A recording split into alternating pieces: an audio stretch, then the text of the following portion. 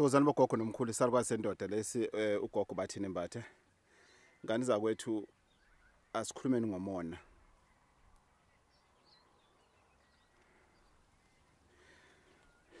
Yazi imndeni ixovene umona.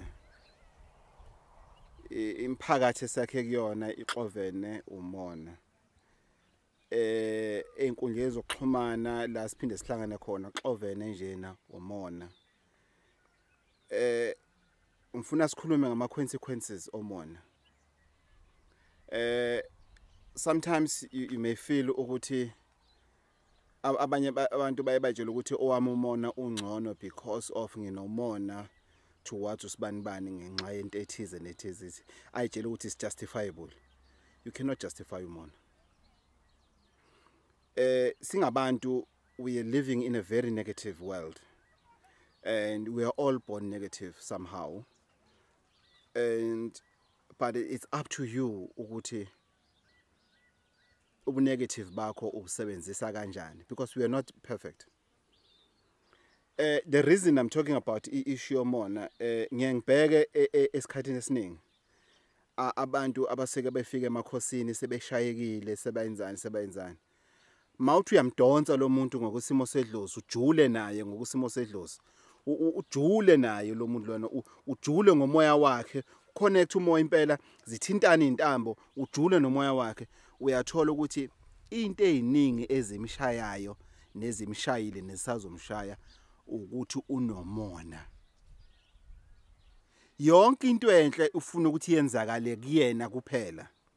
Besabona ngazathi akananhlanhla, it's not enough, because abantu abanomona you will never satisfy them. It's always not enough. Why? Because of unomona. It's never enough. Niyasebenza uyapromote lo muntu wenzani, no, bekafuna that position. Why ufuna that position? Gogo ngicela ungeze kune position engifuna emsebenzini. Why ayikwazi ukuthatha le ntombazana leyana isanda ukufika, but she's more qualified than you. Gogo ngicela ungenzele ukuthi kube njena. Why? It's because of angikwazi ukuhlula usibanibani. Uyini yena engahlula mina?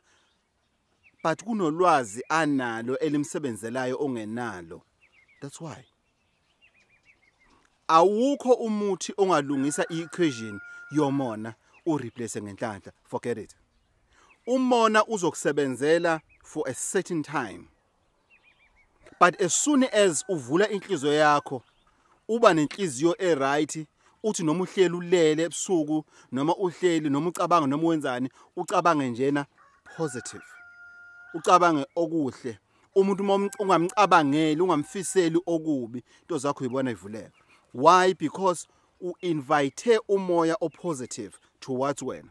Umoya okunika ukuthula, umoya okunika ukuthulala. Hey, abantu abanomona abalali. Why ubitter? How come abe nemoto ngingenayo enje? Ngoba ubani uhamba ngemoto enjena usungene kangaka ezikweletini. Umuntu afika athi salukwazi sendoda sengifile ikweleti angisazi umashonisa in no. Wafuna ukwakha udonga because umakhelwane wakho udonga. Wafuna ukuthenga imoto because umakhelwane wakho uthenga imoto. Wafuna ukwenzela ingane yakho i-21st birthday party engcono than le umakhelwane wakhe ade yenzile enzela ingane yakhe. Yonke into yakho noma uyenza ufuna engazathi ingaba ngcono than kadadweni, ingaba ngcono than kamfowenu, ingaba ngcono than umakhelwane wakho.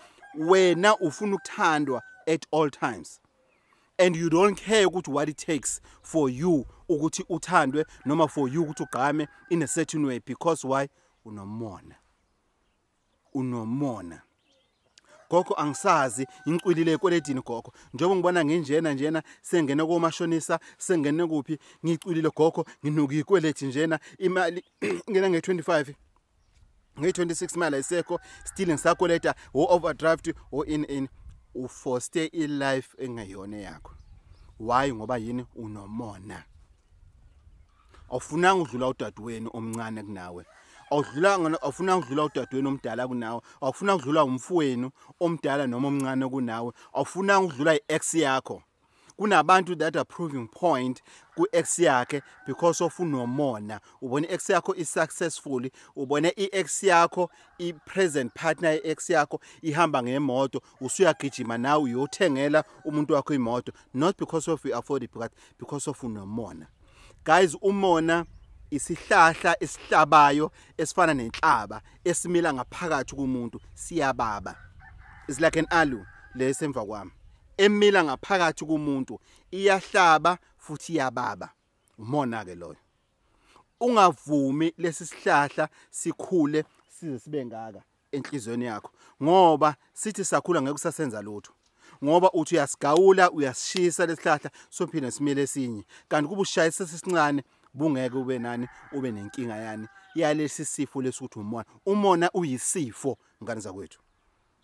Let's think about it very carefully. Ubona nje khekho amanamba ethu kwenziwa ini, there's nothing else ngane zakwethu except ini umona. Kunabantu abangalali ngane zakwethu ebusuku, abalali bajumpa ama-prama sofu bahamba bayenyanga in umuntu athatha imali encane enayo yogcina kunokuthi adle noma adle nezingane zakhe, ahamba yothakatha umakhelwane wakhe ngoba yini unomona. Abantu bayafa bafile ingadi, umuntu afile ukuthi une black card.